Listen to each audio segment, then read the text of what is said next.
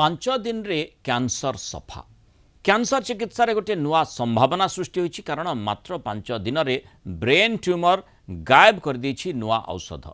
कर्कट रोग भली मारात्मक रोगर चिकित्सा क्षेत्र में एक आश्चर्यजनक एवं सुसंवाद निश्चय को कहुब। अमेरिकार मैसाचुसेट्स जनरल हॉस्पिटल वैज्ञानिक माने गोटे नूतन सेल थेरापी विकसित कर जहाँ मात्र किछि दिन मध्य मस्तिष्कर भयंकर ट्यूमर को प्राय संपूर्ण भावे निश्चिन्न करने सक्षम होइछि। एही नूतन चिकित्सा पद्धतिर ना कार V3 टीम ई रही। यह रोगी निजस्व प्रतिरोधक कोष को व्यवहार करी कर्कट कोष को नष्ट करिथाए। क्लिनिकल ट्रायल समय जड़े 72 वर्षीय व्यक्ति को यह थेरापी दि जाइथिला। मात्र 2 दिन मध्य तांका ट्यूमर ब्रेन रे जहाँ रही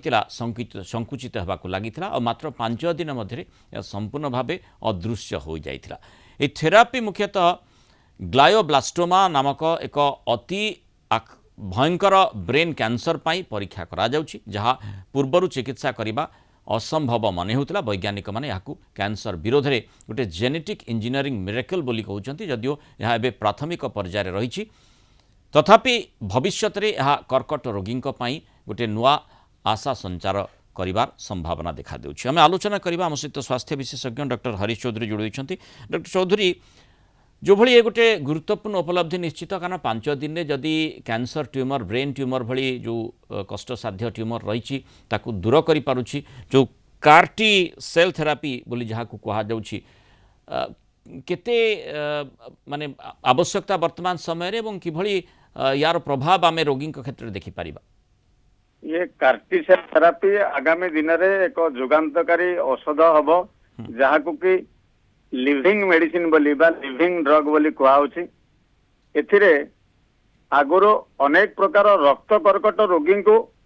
चिकित्सा संभव होतला एवं स्पेशली जो क्षेत्र रे ल्यूकेमिया हो बा लिम्फोमा हो, जो माने थरे चिकित्सित हेकरी आउ थरे से रोग रे पीड़ित होतिले बा relapse case of blood cancer जो गोटे कहा जाए, से क्षेत्र रे कार्टी थेरापी बहुमात्रा रे सक्सेसफुल हेछि। एवं भारत रे 2023 मसीह रे कार्टी 19 बोली गोटे जुगांतकारी लिविंग औषध एप्रूव होइछि भारत सरकार द्वारा, जहाँ कि गोटे पर्टिकुलर कैंसर रे बहु गुण रे लाभप्रद होइछि एवं देखा होइछि। यदि कार्टी सेल थेरापी को हमें उपलब्धि करवा आकु एही पई लिविंग मेडिसिन कहउछि, जे जो रोगी जहार कैंसर अच्छी से रोगीर टी सेल बड़ी रक्त कणिका गोटे अच्छी, से टी सेल को कलेक्शन करा जाए, जिमती आमे ब्लड डोनेट करूछु से भलिया टी सेल से रोगी ठू निया जाए एवं टी सेल को बायो इंजीनियरिंग माध्यम रे ता शरीर रे थिबा कैंसर सेल को टार्गेट करिया पई बायो इंजीनियरिंग करा जाए एवं पुणी से टी सेल जो रोगी देहरु कलेक्शन कराई था ताकू आउ थरे से रोगी देह को दिया जाए, जहाँ कि से केवल शरीर रे कैंसर सेल को टार्गेट करिकी मारी पारे एवं कैंसर सेल जो चारिआडे माती जाए बा शरीर रे मेटास्टासिस बोली जहाँ को कहा जाए विभिन्न अंग प्रत्यंग को मारी जाए, सेथिरु रोगीटी रक्षा पाए एवं अनेकांश रे कैंसर जनित कॉम्प्लिकेशन रो मध्य रोगीटी उपशम लाभ करे। ये जो टी सेल कथा आपण कहउछंती, टी सेल टी जो सेल आम शरीर रे रही जहाँ कि रोग प्रतिरोधक शक्ति को आम बढ़ाउछि ना, टी सेल होछि शरीर एभली एक रक्त कणिका जहाँ कि आम शरीर रे रोग प्रतिरोधक शक्ति बढ़ाए एवं जेतेबेले आम शरीर जीवाणु भूताणु बा कोनोसी फंगल इन्फेक्शन द्वारा संक्रमित हुए तांको एगेंस्ट रे टी सेल लड़े। अच्छा, जेतेबेले आम शरीर रे कैंसर माड़ी बसुची, जेकोसी अंग प्रत्यंग रे कैंसर सेल तैयारी होछि, सेतेबेले आम शरीर रे नॉर्मल टी सेल अछि एवं कैंसर सेल को से माने प्रतिरोध करि पारु नांती, जहाँ द्वारा कैंसर सेल आम शरीर रे बड़ी बड़ी चली। तो नॉर्मल मनीष देहरे जो टी सेल अच्छी ताकू संग्रह करवा एवं से टी सेल को कैंसर सेल विरुद्ध रे प्रक्रियाकरण करिकरी बायो इंजीनियरिंग माध्यम रे लैबोरेटरी रे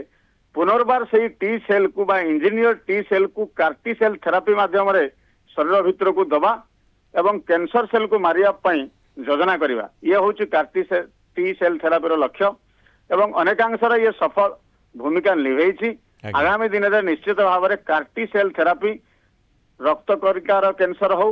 बा शरीर अन्य कौन अंग प्रत्यंग कैंसर हो आप निश्चित भाव में जुगान्तकारी लिविंग मेडिसिन रूपे काम देव बोली आशा। बहुत बहुत धन्यवाद डॉक्टर हरीश चौधरी आलोचन आम सहित रही मतामत रखि।